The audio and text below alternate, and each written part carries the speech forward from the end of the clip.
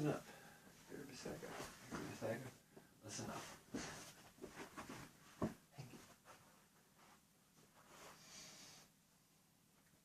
Excuse me. Have you ever been totally lost in thought and had somebody walk up to you and suddenly snap you awake from your daydream? Donna did. She just got off work from her job at the mall. She was exhausted.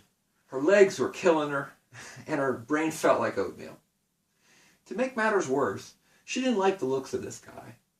But she told herself, I don't want to be paranoid. So she talked to him. Excuse me, could you tell me the closest mall entrance to Macy's? No, I don't know what it is, and I'm in a hurry. Oh, come on. I just need to know where to go pick up my daughter. Suddenly, his smile faded and he pulled out a gun. Into the car, he ordered, and he drove both of them away. Mr. Contestmaster, fellow Toastmasters and friends, Donna had just become one of the 7 million Americans who fell victim in 2004 to violent crime. If you look around the room here, statistically speaking, in the next 2 to 3 years, one of us will fall victim to violent crime. Is there any way we can fight it? Was there anything Donna could have done? Well, according to personal safety expert Gavin DeBecker, in his book, The Gift of Fear, which I highly recommend, by the way, he says that the first step in combating guys like this is to be aware of your surroundings. Have you ever been somewhere, say in a parking lot, and have somebody come up to you and say, excuse me, could you tell me how to get to somewhere? Sure, I have. But have you ever said to yourself, I wonder if this guy is using this as a trick to rob me or to assault me? That's what happened to Donna. In that same book, Gavin DeBecker calls this little back and forth an interview. You remember Ted Bundy, the serial killer from the 1980s? Well, Bundy used exactly this kind of interview with many of his victims. Donna's attacker was interviewing her to see if she was aware of her surroundings. Somebody unaware of their surroundings makes it much easier for guys like him. The second step in fighting back is to listen to your intuition. Have you ever had a funny feeling about something, but then told yourself, don't be paranoid, I'm sure it's nothing? That little funny feeling you get, that's your intuition speaking. And our intuitions know a lot more than I think we give them credit for. In many cases, your intuition is your ammunition if you and I choose to use it. Sadly, Donna used her intuition too late.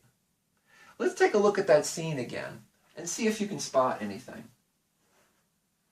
Excuse me, could you tell me the closest mall entrance to Macy's? No, I don't know where it is, and I'm in a hurry.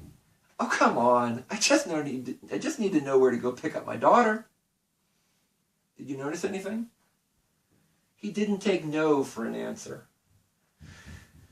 Gavin DeBecker also tells us that not taking no for an answer is one of the strongest warning signs that the person doesn't mean you well.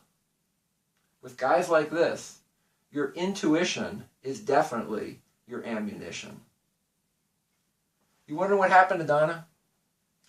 Well, after several hours spent in the car, being brutalized at the point of a gun, they pulled over and the gunman got out for a moment. While he was out of the car, Donna was able to escape and run to safety. She was hurt, she was phased, but she was alive. My friend Jennifer was in a somewhat similar situation to Donna, but with a much different outcome. Excuse me, could you help me? Somebody stole my wallet. And I was wondering, could you lend me train fare to get back home? Just like Donna, Jennifer was approached out of nowhere, in her case, in a dark metro parking lot. Just like Donna, Jennifer's intuition was telling her that things were not quite right. But unlike Donna, Jennifer listened. She turned to him and said firmly, "No." He pushed on. Oh, come on. You don't want me to have to spend all night out here by myself, do you? Intuition? Yeah, he wasn't taking no for an answer. Jennifer noticed. She turned to him and yelled out as loudly as she could, "I said no! Leave me alone!" Was Jennifer being paranoid? I don't think so.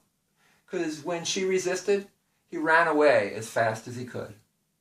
Jennifer's intuition was her ammunition. Finally, have you ever felt out of control, not confident about some situation? I know I have. Well, Jennifer and people like her report that paying attention to their intuition gives them a much greater sense of confidence because they know if anything did happen to them, they would be one step ahead of it.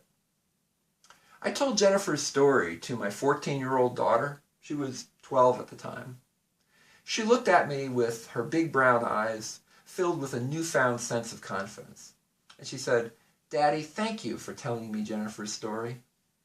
Now can we go to the mall?" So what's our takeaway here? Well, please, be aware of your surroundings. Listen to your intuition. In fact, let me ask you to do something. The next time you're at a store or a mall, remember Donna. Don't just look straight out at your car, focusing like a laser, like a teenager with a video game. But look around you. Be aware of what's going on around you.